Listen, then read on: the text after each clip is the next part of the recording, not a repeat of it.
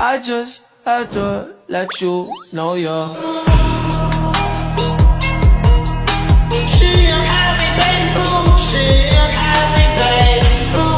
Halo guys, perkenalkan kami dari kelompok 8 yang beranggotakan Saya Alika Maria dengan NIM 003. saya Nisa Pujati dari NIM 007, saya Firina Pasti Asayu dengan NIM 011. Saya Rizal Ramadan dan NIM 026. Di sini kami akan menampilkan pembahasan tentang prinsip perebusan dengan menggunakan telur. Ada apa sih dengan perebusan? Apanya? Yuk simak videonya. Yuk. Dalam kehidupan sehari-hari, telur menjadi salah satu bahan pangan yang paling sering dikonsumsi. Telur bisa diolah dengan berbagai cara, salah satunya adalah direbus. Namun, tahukah kalian bahwa lama perebusan dapat menghasilkan tekstur telur yang berbeda? Ada telur mentah, telur setengah matang, hingga telur matang sempurna. Perbedaan tersebut terjadi karena adanya proses perpindahan panas selama perebusan yang mempengaruhi struktur protein di dalam telur. Apa itu perebusan? Perebusan merupakan salah satu metode pengolahan pangan menggunakan air panas dengan suhu mendekati 100 derajat Celcius. Saat air dipanaskan, energi panas dari kompor akan diteruskan ke air. Kemudian panas dari air berpindah ke telur.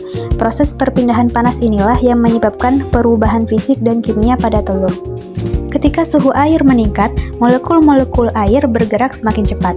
Munculnya gelembung-gelembung kecil menandakan bahwa air mulai mendidih. Semakin lama dipanaskan, gelembung akan semakin banyak dan menghasilkan uap air. Uap air terbentuk karena sebagian air berubah wujud dari cair menjadi gas akibat pemanasan. Ini adalah telur tanpa perebusan atau telur mentah. Pada kondisi ini, putih telur dan kuning telur masih berbentuk cair karena protein di dalam telur belum mengalami perubahan akibat panas. Protein telur masih berada dalam bentuk alami atau natif protein, sehingga teksturnya masih encer dan mudah bergerak. Putih telur mengandung protein albumin yang sangat sensitif terhadap panas. Ketika belum dipanaskan, protein tersebut belum mengalami penggumpalan atau koagulasi.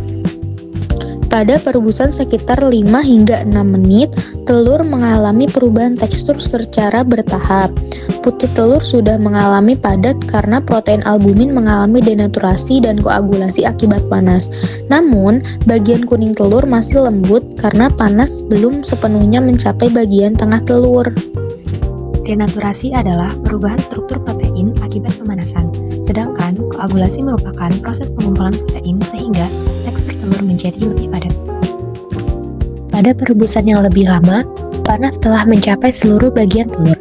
Akibatnya, protein pada putih maupun kuning telur mengalami koagulasi sempurna, sehingga tekstur telur menjadi padat dan stabil.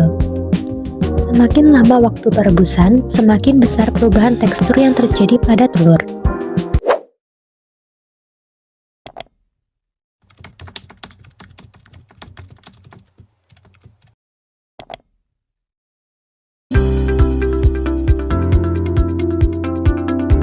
Secara ilmiah, perebusan bekerja melalui perpindahan panas secara konduksi dan konveksi. Panas dari kompor memanaskan air, lalu air mendidih mengantarkan panas ke permukaan telur.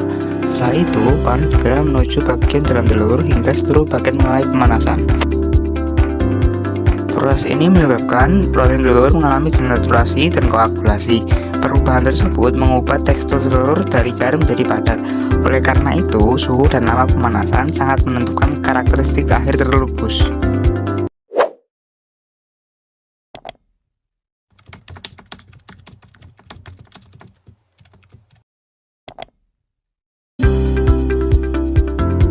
Ada beberapa faktor yang mengaruhi hasil perebusan telur.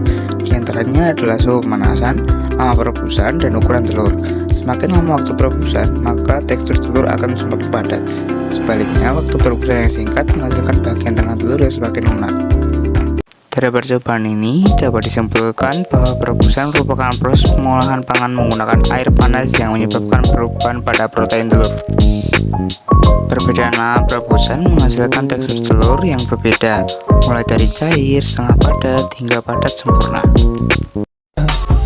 I just had to let you know you're.